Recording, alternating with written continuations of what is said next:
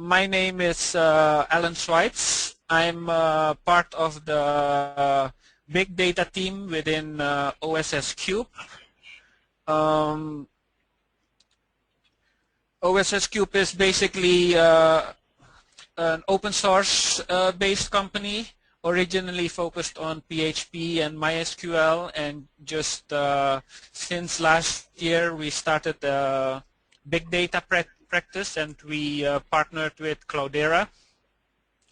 And we also deliver courses on Hadoop within India and in the Asia Pacific region. Last Friday we had the first part. For those who joined us, we had the first part of Hadoop Essentials, where we basically discussed where Hadoop came from. We discussed the traditional way of dealing with distributed computing and the issues that people were facing around the turn of the century, when, for instance, Google started their company, and some other online companies that had to deal with big data. And so some new requirements came around in dealing with distributed computing, dealing with large amount of data. And so this is basically where Hadoop came from, and these were some of the aspects that we touched upon in the last seminar, and a little bit of a high-level overview of what Hadoop is all about. So in this part, we go a little bit deeper on it, just to manage expectations. These webinars are mainly focused on people who's more or less new to data, new to Hadoop, and if you already do some programming or in some projects, I'm not sure if this sort of will bring anything new. So it just is focused to give people who are sort of new to big data and Hadoop a bit of a taster of what Hadoop is like and how it's sort of built up, and the problems it tries to solve. Yeah. So let's get started. So this is about the basic concepts of Hadoop. Yeah. So what is Hadoop? Essentially, Hadoop is comprised of two core components. The first component is what we call the Hadoop Distributed File System, or HDFS. Yeah. So this is the file system on which all the data will sit. It is that uses multiple nodes in your distributed cluster, and all those files that you upload into Hadoop will be distributed across those nodes. Yeah.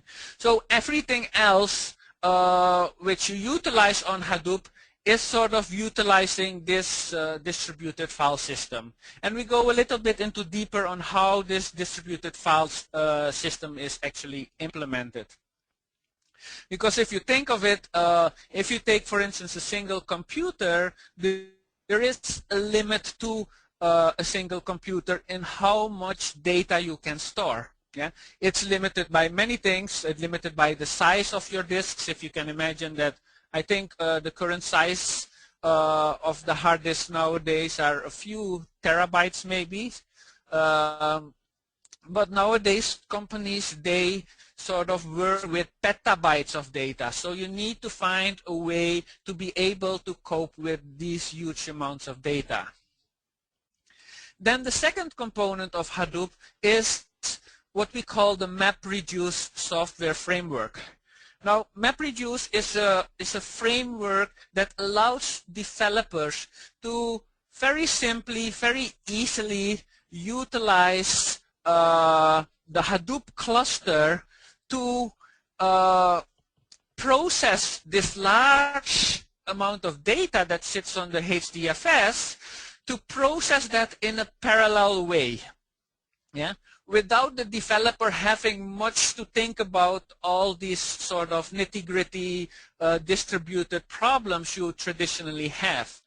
Like in the olden days, sounds like ages ago, but in the olden days when you implement distributed computing, you had to do all the programming yourself. You had to take care of distributing your data and your program. You had to take care of the communications between all the different nodes. You had to take care of checking and monitoring if a node failed or went down.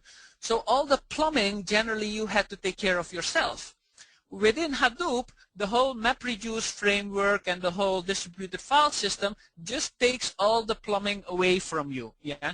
And so the developers can then only focus on the business logic. That's what they really need to do rather than all the plumbing around. So this is what the Hadoop sort of provides you.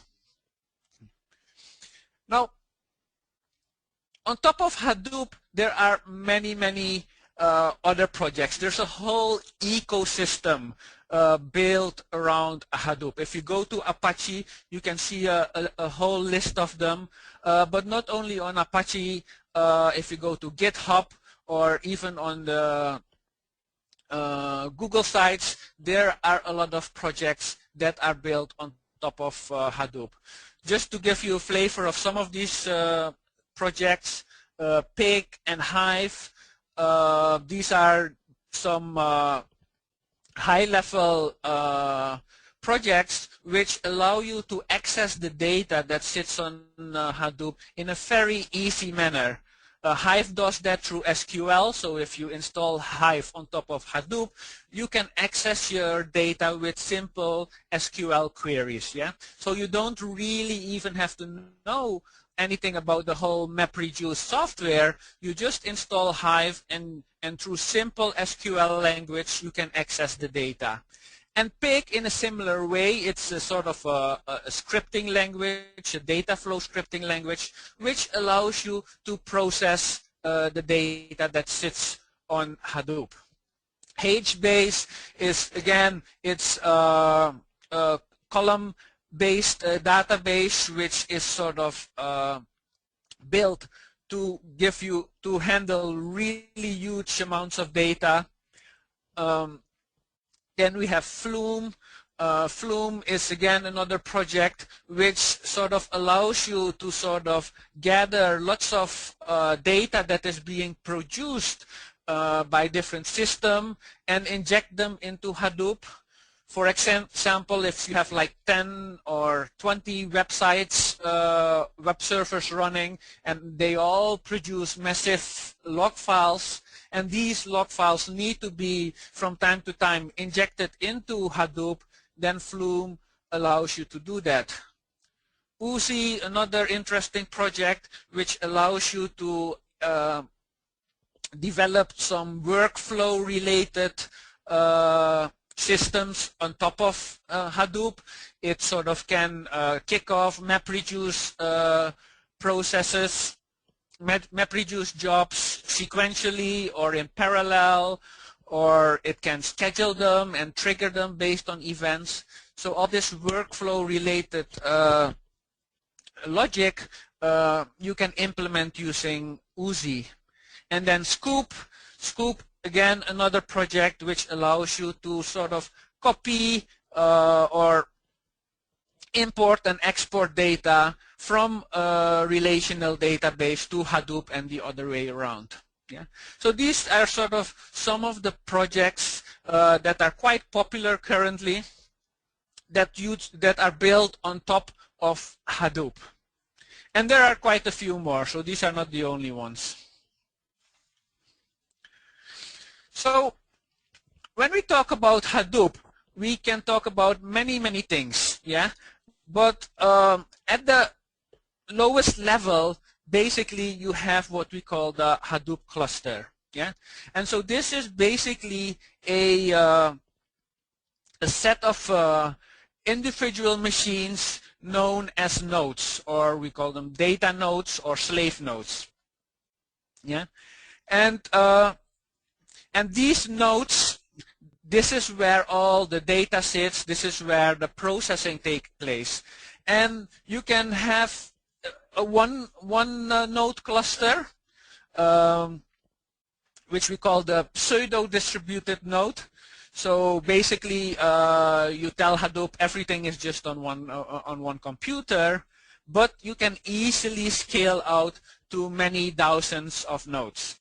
Yeah, a cluster of 10,000 or more nodes is not uncommon, and the whole benefit of Hadoop is that you can scale out sequentially and scale out linearly.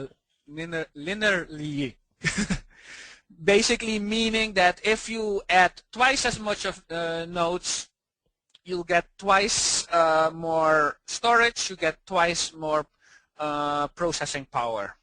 Yeah. So this is what the whole cluster is all about.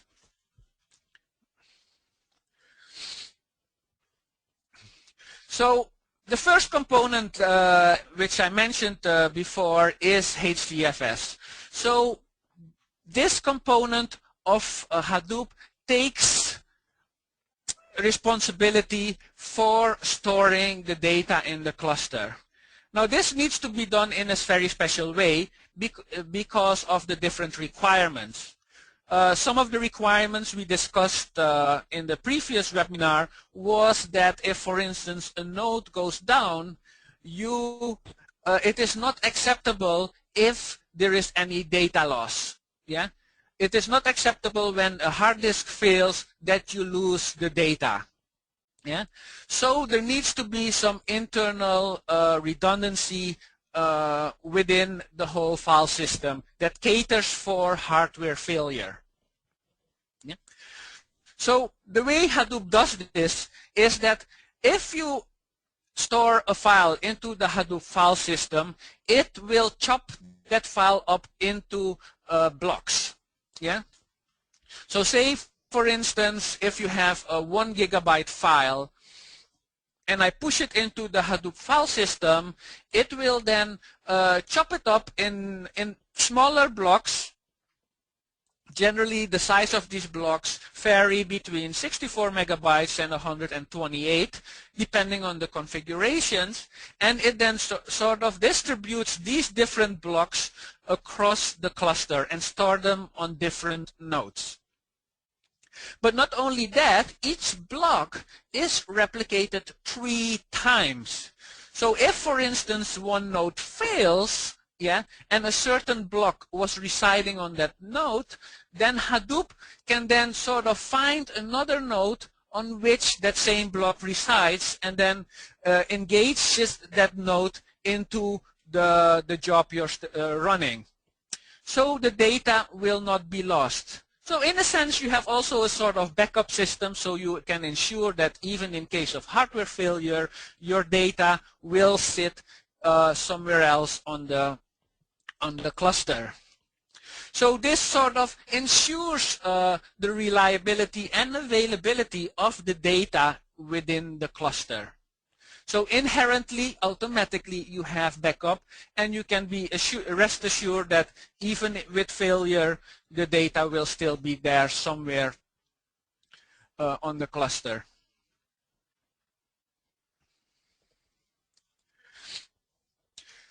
So the next part the next component of MapReduce is, the next component is MapReduce.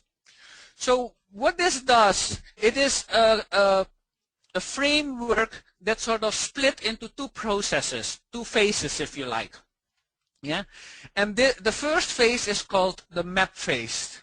Now each map phase is a process in itself. Yeah, and the map phase operates typically on a single block. Remember in the previous slides when I said that the data was chopped up in different blocks which sit on different computers, different nodes in the cluster?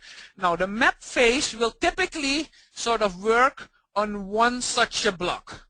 So if I have my 1 GB file which is chopped up in 7 blocks, yeah, then I will have 7 map tasks running on each blocks, all on different nodes. Yeah. So in parallel, I have 7 map tasks running on a block of data which is 64 to 120 megabytes large. Yeah, in parallel. So in this way, I can very fast process this 1 gigabyte file in parallel. Yeah. And so once all these mappers, as we call them, these map tasks, once all of them has finished, yeah, they sort of have some data as output, and that's when the reduce phase reduce phase will take place, which then sort of process the data which is sort of collected or generated by these mapper tasks. We will come to how this works a little bit later on in a bit more detail. So to come back to the HDFS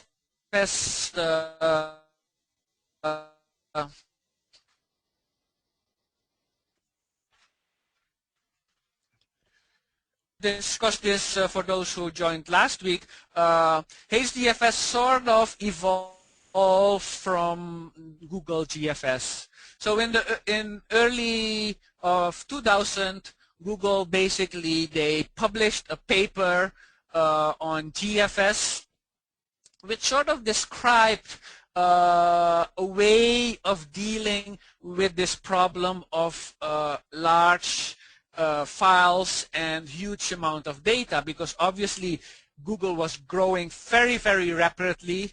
They were gathering huge amounts of data, and they needed to find a way to deal with this. And so they published a paper on how they did this, and this is the GFS, the Google file system.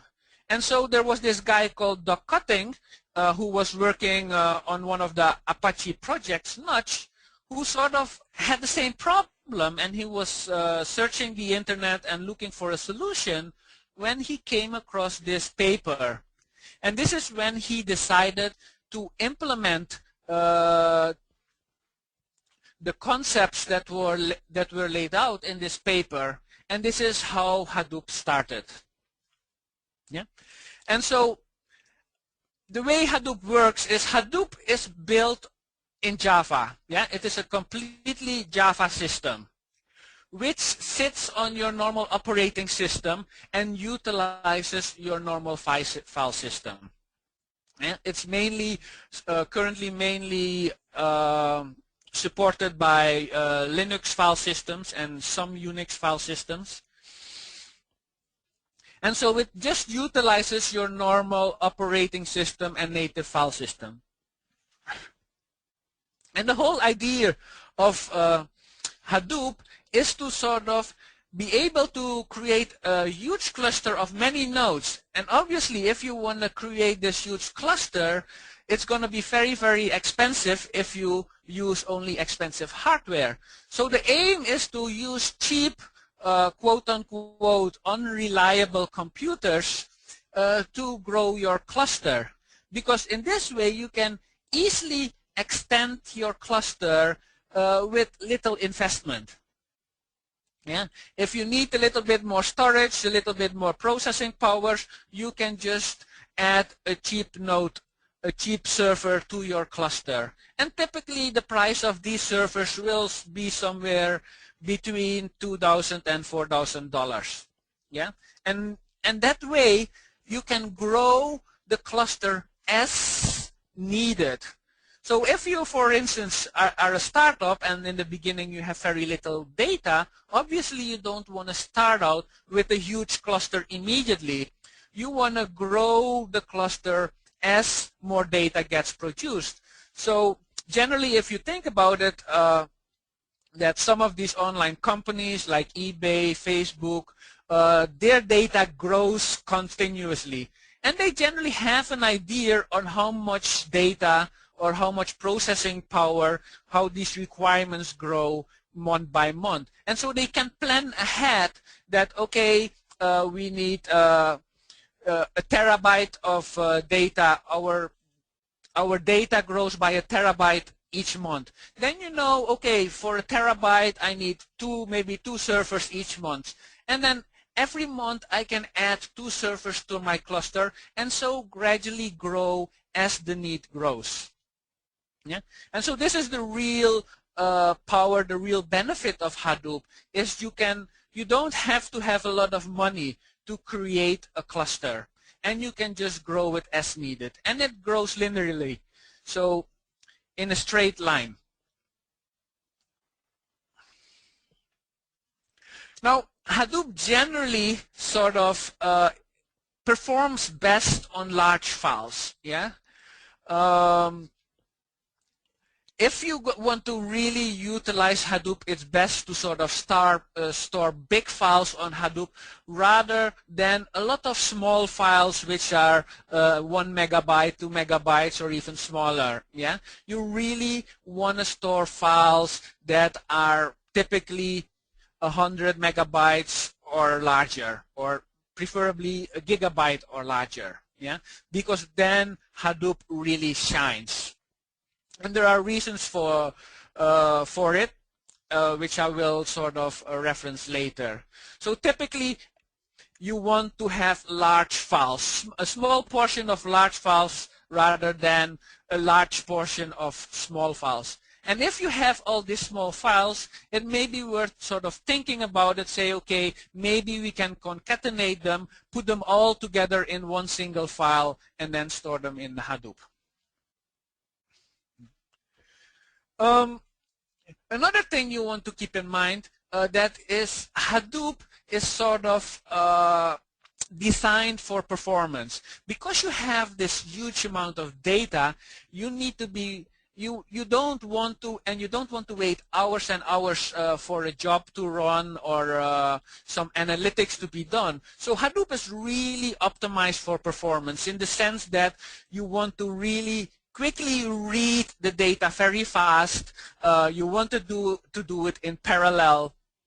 Okay?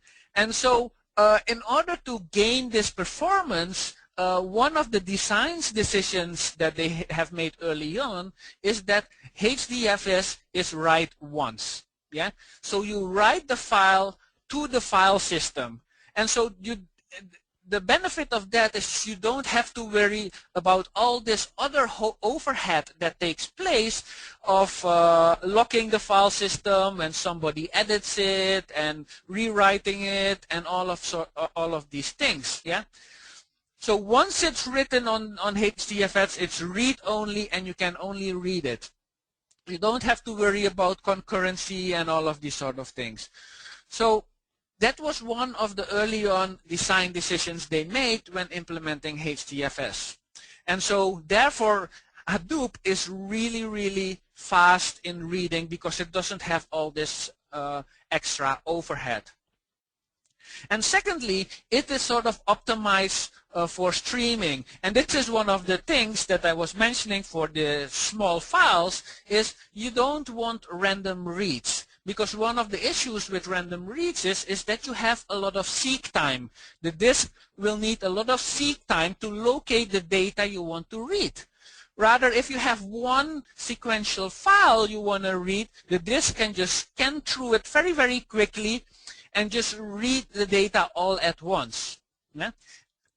And so this is why we also want large files. If you have lots of small files, yeah, and they're scattered around, and you want to process those files, each time you finish one file, so you need to go and seek another file and seek another file. So there will be a lot of seeking time there, and it will take a bit more time for Hadoop to sort of actually read the data that are in these different files. Yeah, that's one of the things. There are another issue with smaller files, which I'll address later. Yeah. And so how are these files stored? Like I mentioned before, they are split up into blocks, typically 64 megabytes to 128 megabytes large. And each copy of each block is then copied to a node.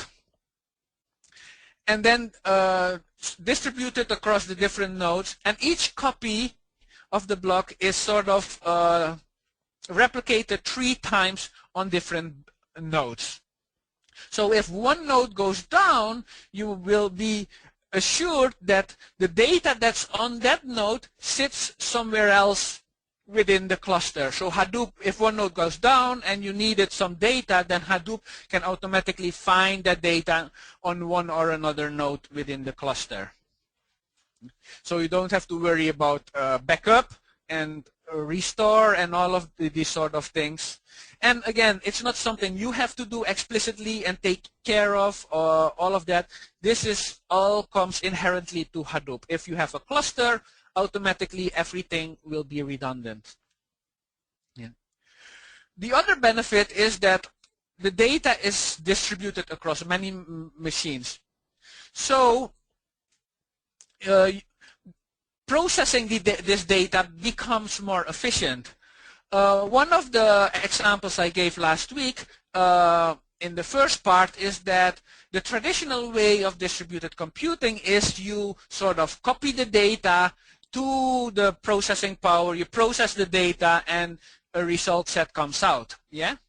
Now, that was easy in the early days because back then they didn't work with that much data and processing power was more important. But nowadays data becomes more important than processing power, and the amounts of data that need to be processed are becoming huge, and you can't just ship a petabyte of data to one computer and tell this computer go and process this. Yeah. So a new sort of way of processing this data needed to be found. And the way this is done is by distributing this data across your cluster, chop it up in small blocks, and what you do is you send your little program to those nodes and say, go and process where the data sits. Yeah? And these little programs, the MapReduce jobs, they're just small files, generally a few megabytes large, depending on your implementation, which you then copy to the node, and there you say, okay, go and process the data where it sits. Yeah. So this is one of the concepts. This is basically how Hadoop works underneath. Now, the way sort of, like I said, if for instance one node goes down, you need to find the data on another node. Yeah, because one node is not available and the data that was on that node is no longer accessible. So you need to find another node where the data sits. Now, within the Hadoop cluster, there is a special node which we call the name node. It's a master node. Yeah, and so basically it is the name node that sort of keeps track of where your data sits. Yeah, it sort of keeps tracks in how many blocks your file is split and on which nodes each block sit. Yeah, so this name node basically keeps track of all the metadata. So if you want to sort of find out where a file sits, yeah, then basically what Hadoop does, it queries the name node, and the name node says, okay, this file is split up in 7 blocks, and block 1 sits on that node, block 2 sits on that node, block 3 sits on the other node, etc. This is what the name node does. Yeah. Now, if you want to sort of access the data, there is the Hadoop API which you can utilize to access the data. But there is also, by default, when you install Hadoop, you get the Hadoop client. And with this Hadoop client, you can then access that data on your Hadoop file system. Yeah, so this is an example, what you see here, of how that client works. The client, you type in the command Hadoop, You say, okay, I want to access the file system FS, and then you can say, okay, I want to copy from my local system to a folder in HDFS. And it will then sort of upload all the data that sits on your local machine into HDFS. And the other way around, Hadoop FS, you can copy data from HDFS to your local computer. You can do quite a few standard file system operation, like you can do ls to list all the files in your folders. You can do cut, where you can say you can view the contents of a file that sits within Hadoop. All these sort of things you can do. You can do move, you can do a copy, you can do a make dir. All these standard file system operations you can do on HDFS using the Hadoop client. Alternatively, if you're a little bit lazy, you can install Fuse DFS. And Fuse, I'm not sure, for those who are familiar with Linux or Unix operating systems, Fuse is sort of an interface which if you implement it correctly, it allows you to use standard file system commands on the interface you've implemented. So Fuse DFS is implemented for Hadoop. And so if you can then mount the Hadoop file system as a normal file system on your local on a local folder, and then you can do the normal file system commands. Obviously, with some of the limitations, you cannot update or modify a file because Hadoop is read-only. So just an overview of some ecosystem projects. Flume, like I already said, it allows you to sort of copy data from sources into Hadoop. A normal use case is log files from your web servers. Scoop can sort of copy data in and out from Hadoop into RDBMS and the other way around. Yeah.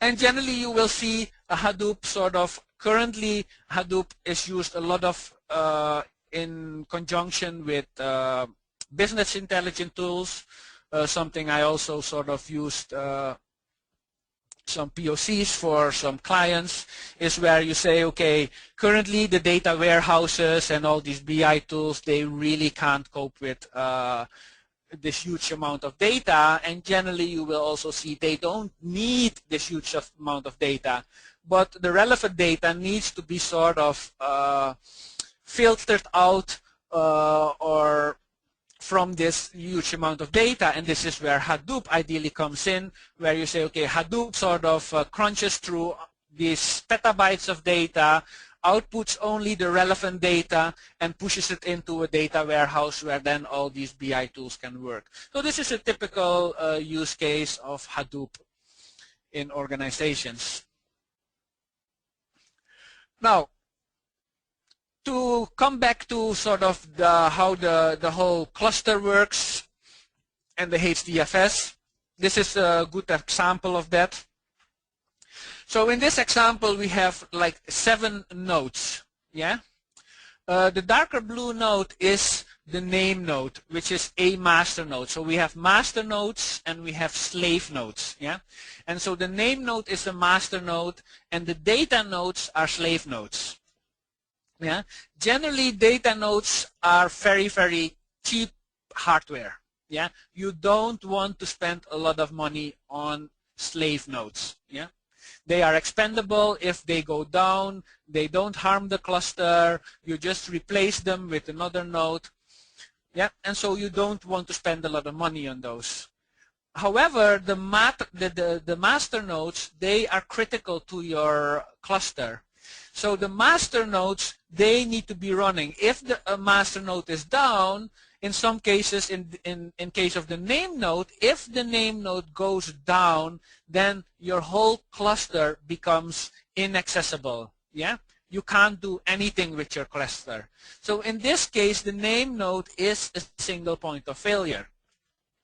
So in this case, you do want to spend some money on sort of more reliable, more quality, more high-end hardware. Yeah, and you want to take some precautions that if the name node goes down, something else, there is some backup or some restore facility there.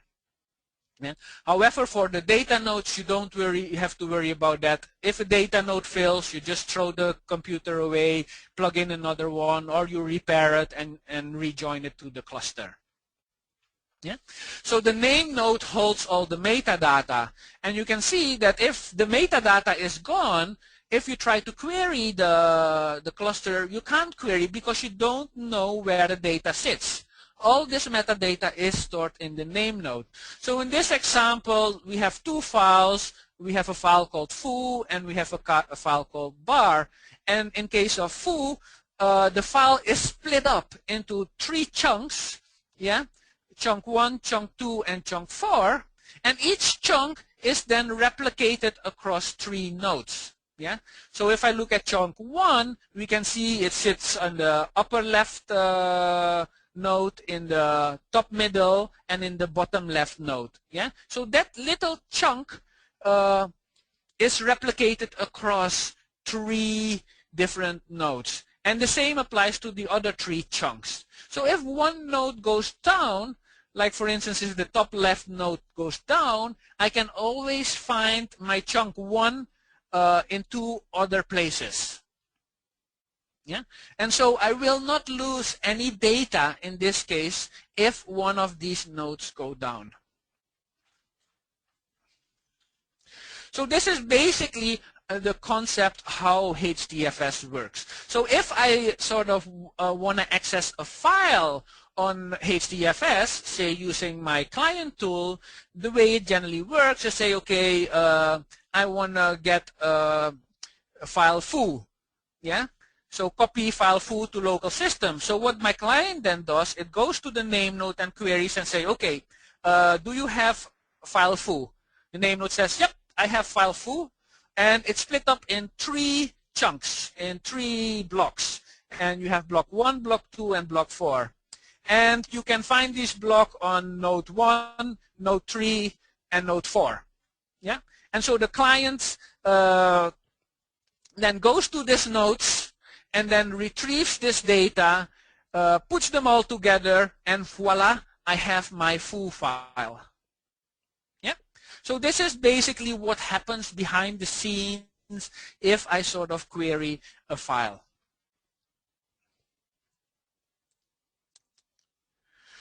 This is basically what I just described before. It just shows you have the client.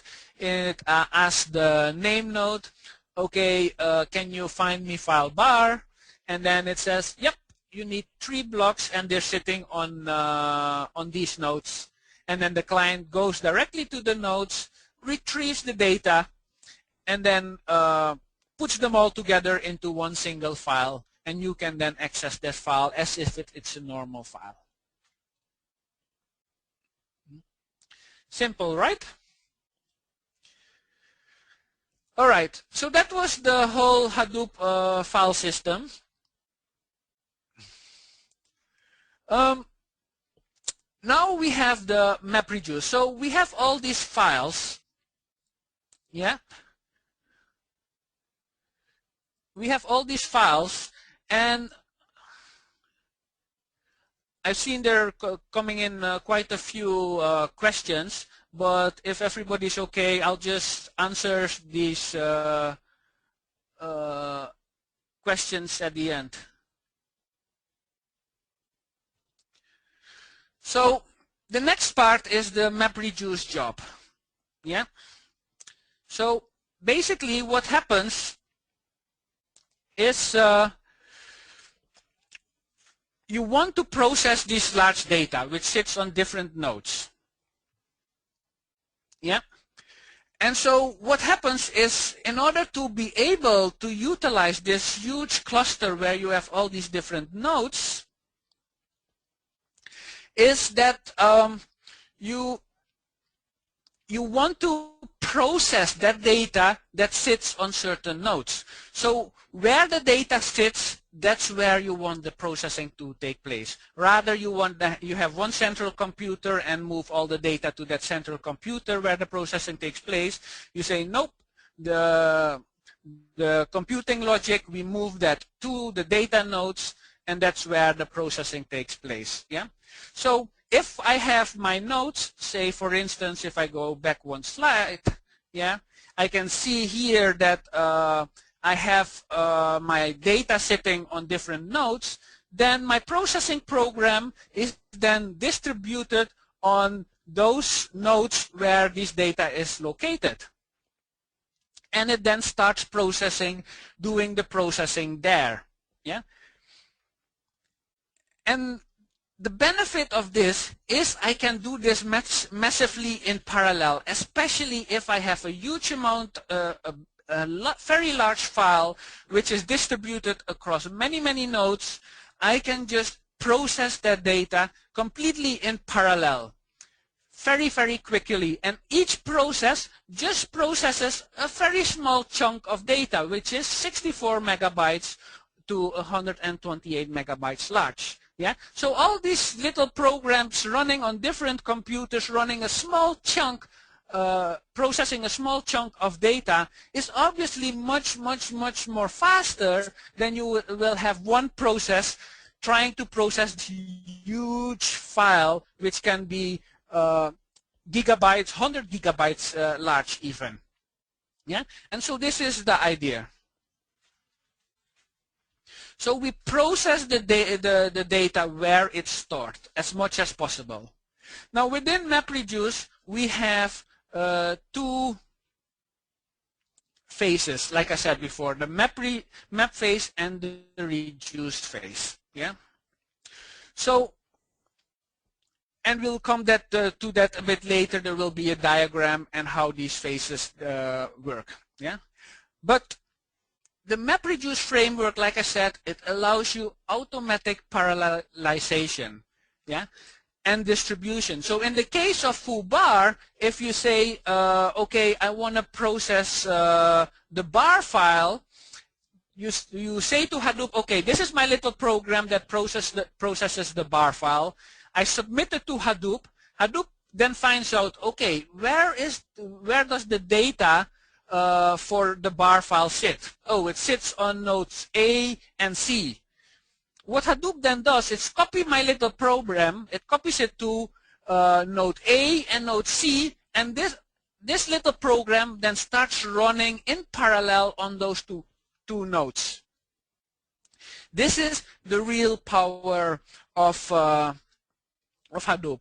And there is even some fault tolerance in there, saying, okay, if say I'm running my little job on node A and node C, but for some reason, whilst running that job, node C fails, yeah, then Hadoop says, oh, oops, node C fails. Okay, where is the data for, is there another node where the data for the bar file sits? Yep, it's on node D. Okay, submit the job again, but this time on node D, and start processing again. So in this way, even if you have a job running on certain nodes and that node fails, Hadoop can deal with that. Yeah, there's some internal monitoring, status checking, checking the health of each node, and it will sort of adjust accordingly. Yeah. And like I said before, the whole MapReduce framework is really, really focused to allow developers to only focus on business logic. You don't have to do all that plumbing underneath, where you need to sort of cater for the communication, the parallelization, the distribution, the fault tolerance. You don't have to think about that at all. You just focus on the business logic, and Hadoop takes care of it. And so Hadoop allows you in a much easier way to create programs that run distributed across your cluster, working on large sets of data, which was a lot of work before.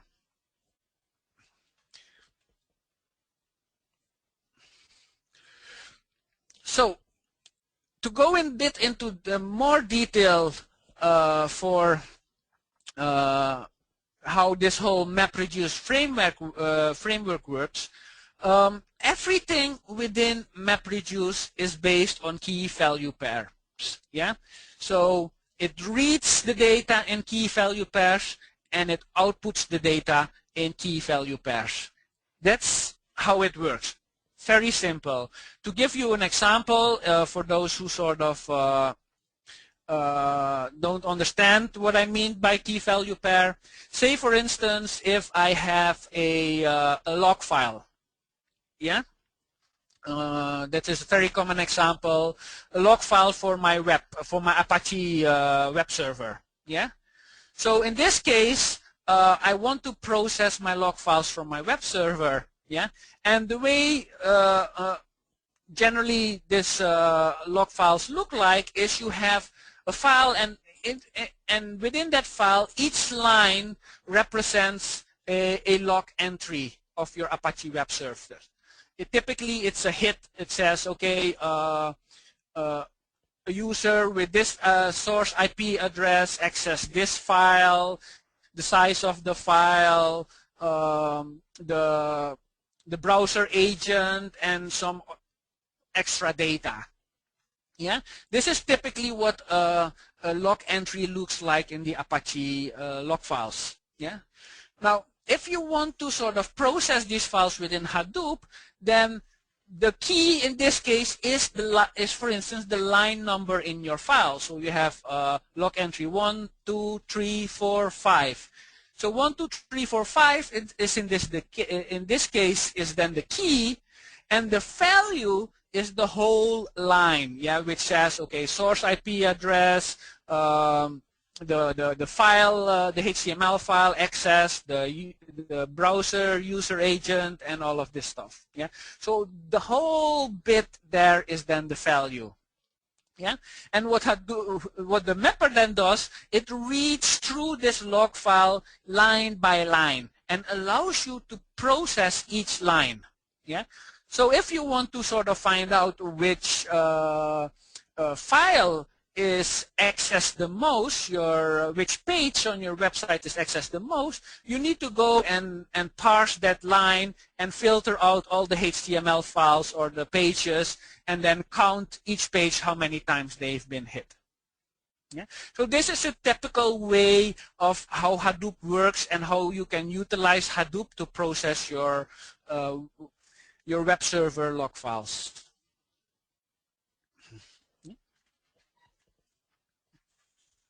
Like I said, everything is in key-value pairs. You don't have to do anything with the key. In this case of the log files, you're absolutely not interested in the line number. You're just purely interested in the log entry. So you can ignore the key. The example here, they have a word count.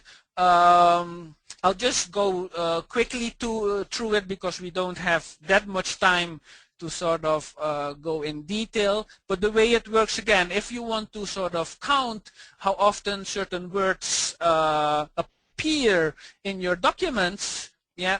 So the way to do that is, again, the documents are like the website log file. You have a line every time, a single line, yeah, and you need to go through these lines. So the input would be, again, your line number and then the line in your file. So in this case, we have two sample lines that are being read: the cat sat on the mat, the aardvark sat on the sofa. So those two lines are read, and you can have many, many more lines, and you want to then count how often certain words come. Now, what the mapper does, it goes through these lines, yeah? So it processes one line, and for each line, the value is this whole line, the cat sat on the mat. That is the value. The key here is 3014. We just ignore the key and just focus on the value.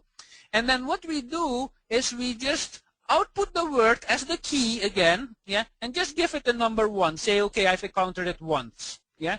Then we go to cat. Okay, output will be a new key value pair, which says where cat becomes the key and the value becomes 1. And so we go on and iterate through all the lines and do these same things. Yeah, this is what the mapper does. So it produces a whole list of key value pairs. Now this is output, so here you see sort of a bit nicer form on how it looks. Yeah, this is basically the same as what you see here. Yeah, and so basically what happens is the output then goes into the reducer. Yeah, so the map phase processes all this data, finds all these words, splits the lines up in different words, gives them a value 1, and this I then output into a big list. This list is then given to the reducer. Yeah, there may be one reducer, there may be multiple reducers, but these reducers generally sit on other computers. So the output of the data output of the mapper is then copied across the cluster to the nodes where the data sits, where the reducer sits. Yeah. In some cases, Hadoop will be very clever that some reducers will sit on the same node where a lot of data sits, so you don't have to copy the data across the network. And also, when you're programming, you want to try and minimize the data output of your mapper. And so that is copied across the reducers. Those lists are sort of spread across multiple reducers if you have multiple reducers. So these reducers can then start processing the output of the mappers in parallel, yeah, and then the output will give you a count of all the words, yeah. So the output can be 0 or it can be more. So how does it look like in this case? Yeah, so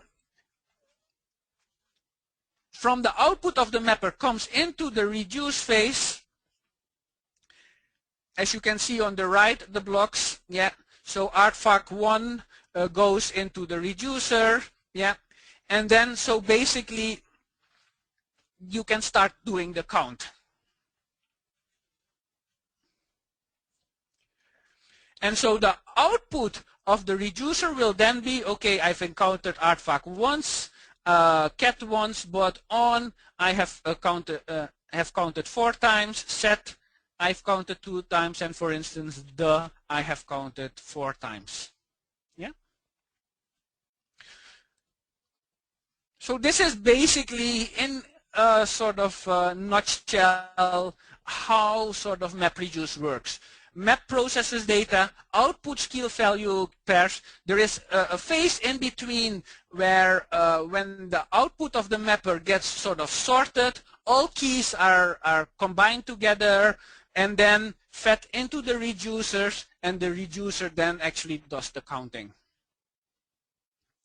This is a little bit, a lot of people have a bit difficulty in sort of trying to sort of understand this concept, because a lot of people have the traditional database background where you think in a relational concept, where you think in querying, SQL queries, select star from a table. This is completely different, yeah? This is absolutely different. You need to sort of change your mindset in how Hadoop works internally. So the overview here, you get the input, you have 2 lines that come in. The mapper then sort of reads these lines, creates this key value pair in the middle. Yeah, then a shuffling takes place, which is automatically done. You don't have to do any programming for that. The programming that the developer does is the mapping bit and the reducing bit. Yeah, and so the shuffling takes place where all the keys are combined into a single key value pair, and then sent into the reducer, and the reducer then does the counting.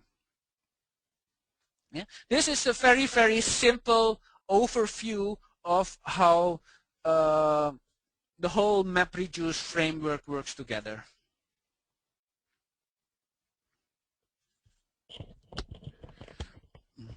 So yeah, this is the word count example. So we want to understand how often words appear in certain documents. Also, it is for some analytics, it is quite important because you want to see which words are important, how, in which context people use these words, all of these sort of things. Yeah, especially in the advertising industry, this is quite an interesting use case, because obviously you want to sort of find out which words are attractive for you, which you want to use as keywords for your advertising.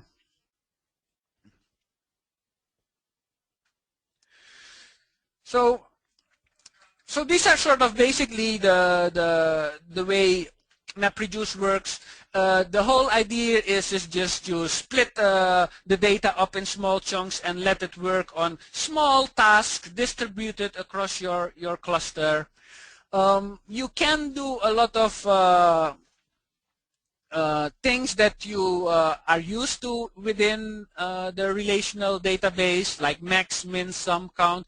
All of these things are possible, but obviously you need to programming, and it's a little bit more work than you're used to if you're using simple SQL queries. But again, that's why these other projects like PIC and Hive are created, to make this whole bit of programming a MapReduce job much, much more simpler.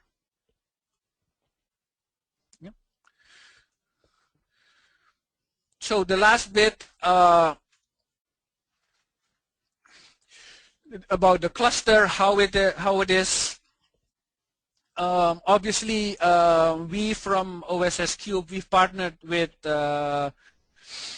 Cloudera. There are a few other Hadoop vendors out there as well, but Cloudera offers a sort of for system administration. We offer different courses, but they have also different tools around the whole Hadoop that allows you for easy administration.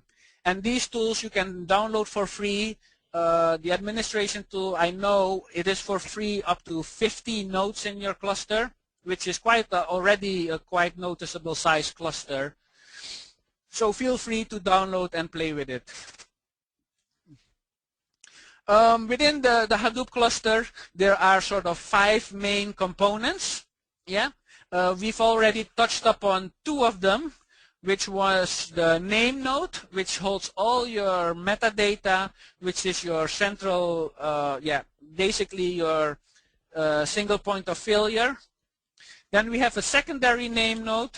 The secondary name node is a bit of a confusing name because it's not a backup name node. It just does some housekeeping functions. Yeah, it's not like if the name node goes down that the secondary name node takes over. It's nothing like that. It's just for some housekeeping functions. Then we have the data node. This is where is a slave node where all the actual data sits. Then we have the job tracker.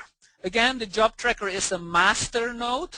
Yeah, so the job tracker basically keeps track of all the MapReduce jobs that are running on your cluster. So if you create a new job that you want to run on your cluster, you basically submit that job to the job tracker. Yeah, and the job tracker then keeps track of all the jobs running, the status, and all of these sort of things. Again, this is a master node. However, if the job tracker goes down, the cluster will still be alive as such that HDFS will still be running, but if the job tracker is down, you cannot run any MapReduce jobs. Again, so this is a single point of failure from the point of view of running your jobs. Yeah, but you can still access the data. And then you have a task tracker. Again, a task tracker runs on a slave node.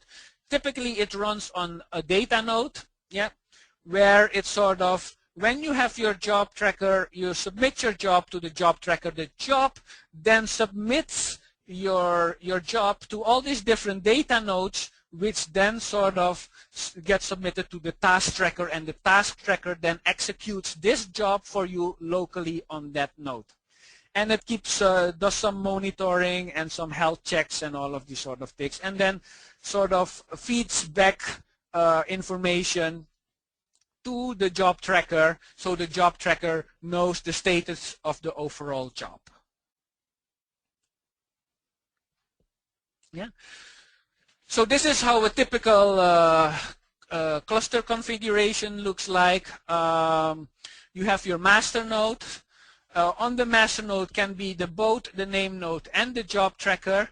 But if your cluster grows larger, you typically want to split them out into different servers. Yeah, so one server for your name node and one server for your job tracker for performance reasons. Yeah.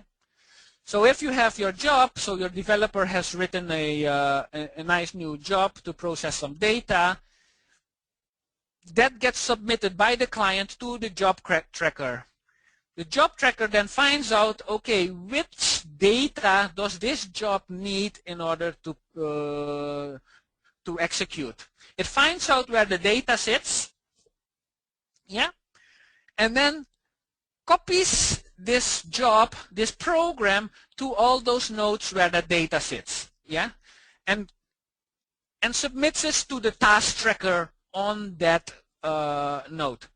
The task tracker then executes the job. First executes the mapper bit, yeah, and once the mappers are finished, then the reduce bits gets executed. And the output of your MapReduce job then gets written back on the HDFS file system, on the cluster. Yeah? So once your MapReduce job is done, you can then go into HDFS and look up the output of your MapReduce job. Yeah? So what you need to think about when you set up a cluster, like I said, there are some single points of failures. These are generally the master nodes that are single point of failures. Currently, there is no out-of-the-box support yet for automatic failover and all of that, but they're working hard on it. If you want the automatic failover, it is something you as an administrator need to take care of yourself, that you have some sort of, how would you say, mirroring system in place that you need to implement yourself in order to mitigate these risks. But in future releases of Hadoop, more and more of these pain points will be sort of resolved. Yeah. So for now, for your single point of failures, the suggestion is just that you put in more expensive hardware, more extensive monitoring, and maybe create hot standbys. Yeah. So that's it for now, which sort of covers a bit more into detail of the concepts of Hadoop. Yeah. And so if you have any questions, you can always email us. I will try and answer a few of the questions now, if you have it. Okay, so I'll just go through the questions that are already there.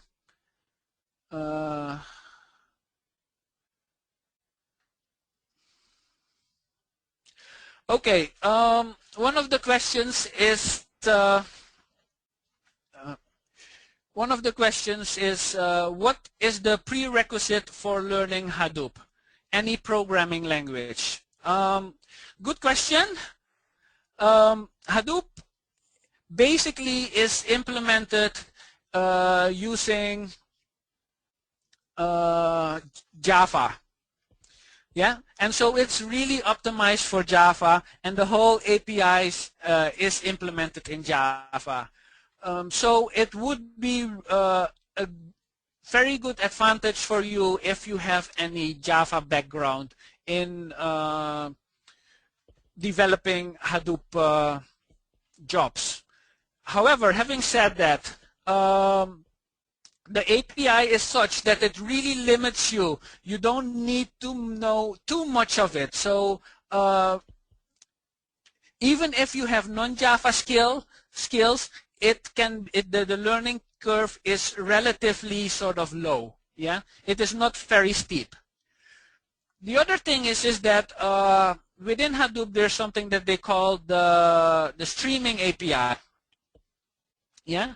So the streaming API, what it allows you to do is it allows you to say, okay, Hadoop reads the data for you and sort of pipes that data into your program, which is written in your language of choice. For instance, if you do it in Python, or if you want to do it in Perl or some other script, yeah, which you are more familiar with, you can use that. Yeah. So when you submit your job, all you have to do is you tell Hadoop, okay, I'm going to submit my job, but this is my little Python program that I implemented for the map phase, and this is my little Python program that I have implemented for the reduce phase.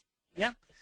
And there you go. So yes, you can use other programming languages as well for Hadoop, but it would be good to sort of have some Java knowledge as well. So I have a question here from Harmeet. Where do the map tasks run on? Well, the map tasks run on the data nodes where the data sits. Yeah.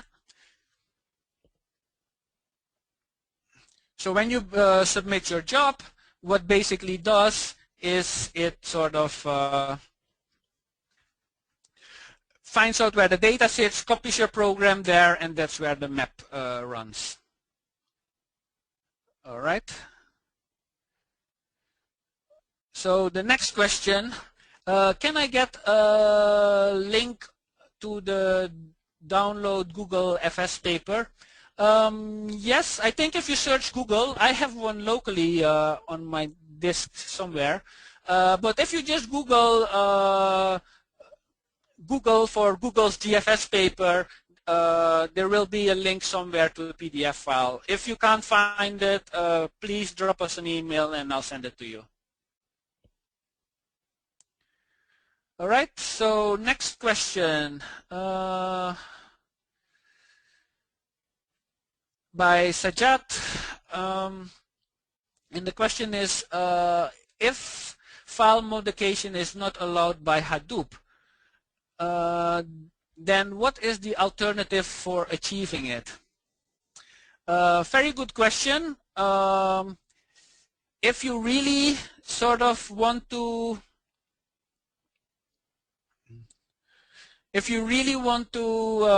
have editing, you might reconsider whether Hadoop is the best option for you.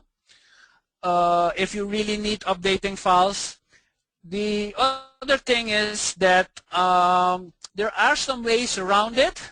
Like for instance, if you use HBase, which utilizes the Hadoop file system, in HBase you allow to update records. And the way it does it is through versioning. And so it sort of emulates updates. And this emulation takes place by sort of appending the existing file. So you don't update the file, you just add to the system, which is a new version of the original file. And so in that way, you can emulate updates. Yeah, so hopefully that answers your question. But if you really want to direct file system access and update files, yeah, I would question whether Hadoop would be the best option for that. Cloudera distribution, can it be installed on 30-bit, 32-bit? Yes, if you have Linux. Because Hadoop is built on Java, you just need Java installed, and whether if it's a 32-bit operating system, all you need to do is basically install the 32-bit version of Java on your system, and off you go. And if you have a 64-bit system, you install the 64-bit Java on your system, and off you go. Yeah. So it's both 64 and 32 bits are supported. Is Job Tracker a kind of software program? Job Tracker is more or less a daemon, a process that runs in the background on your server, on your node. Yeah.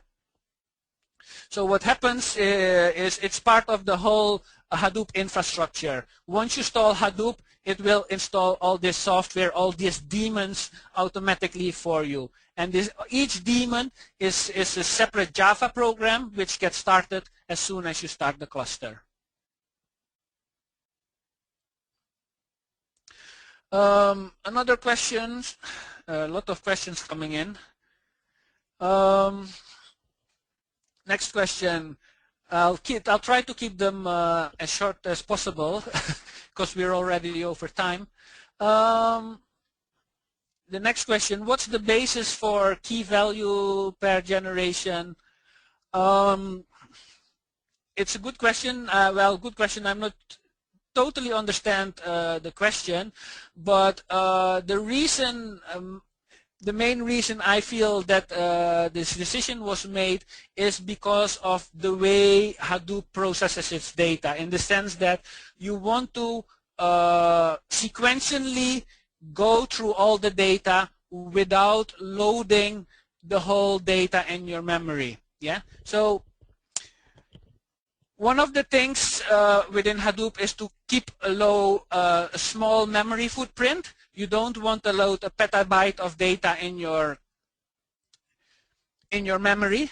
And one way of doing that is sort of processing, for instance, line by line. So in the case of this example I gave about your log files, you don't want, if you have a large log files, you don't want to load the whole log file into memory, but just one line by line. And so what it does is you give just one line and then allow Hadoop to process that line, or your MapReduce process to process that line, then the next line, then the next line, then the next line. And once you process the line, you can discard it from memory because you've already processed it.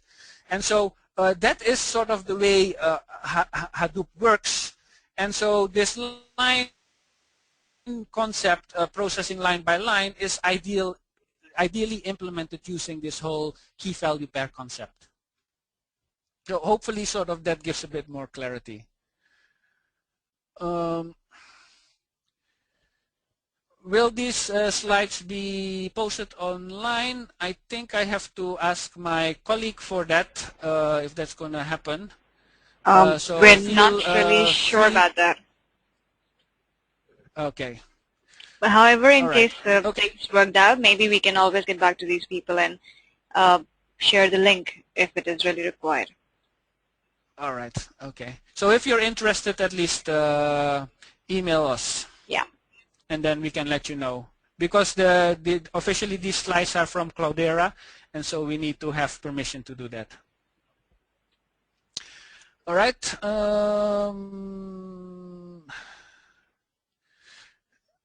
Okay, I'm going to answer this few more questions and then we call it a day. The next question, copy from local, copy to local utility, do they have any intelligence? No, they don't have any intelligence. It's just a plain copy. That's it. Nothing special.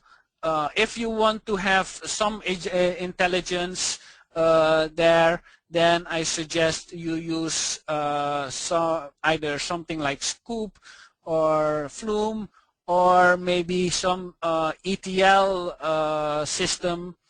Currently, all the ETL tools have support for Hadoop, like Talent ETL, for instance, one of the open source vendors. They have plugins for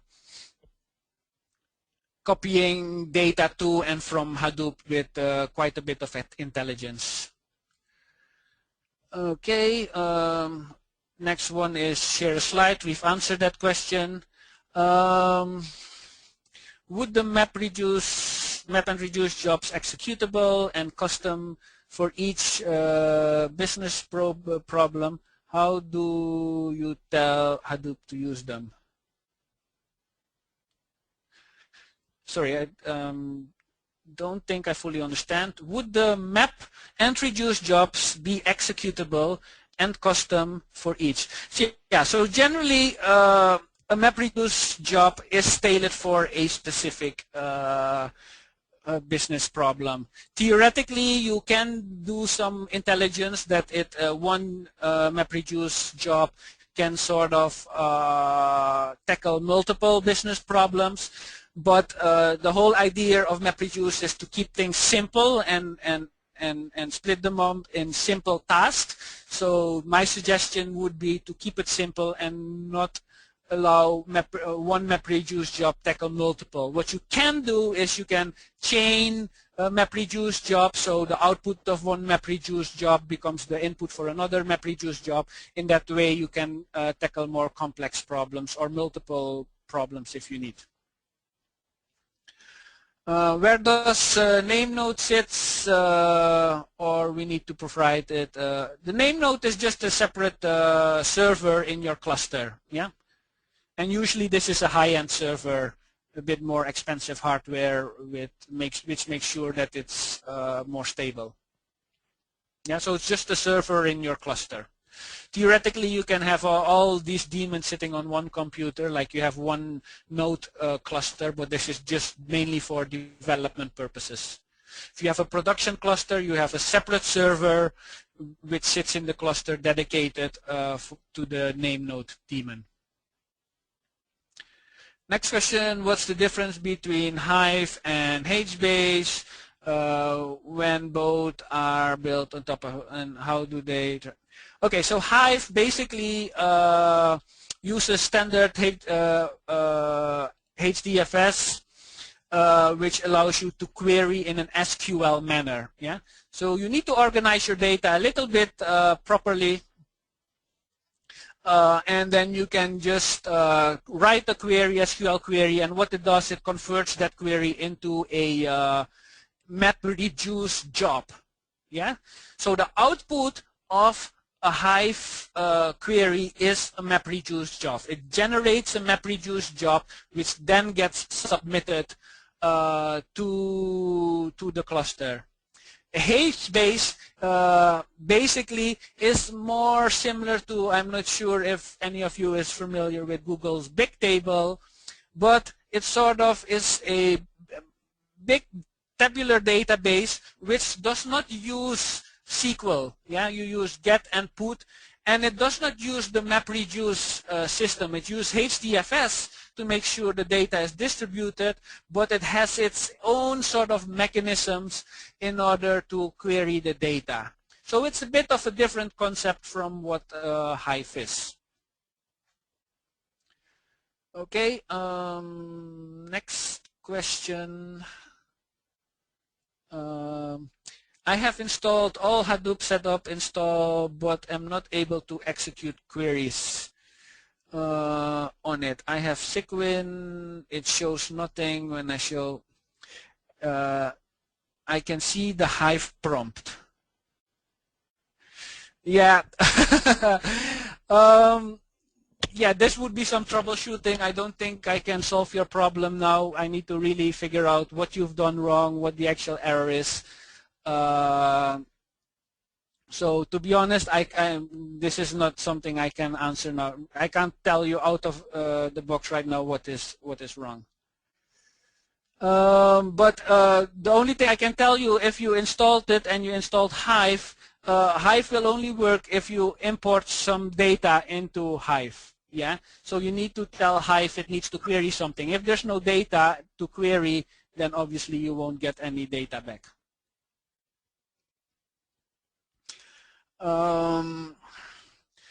So the last question, and then we call it a day.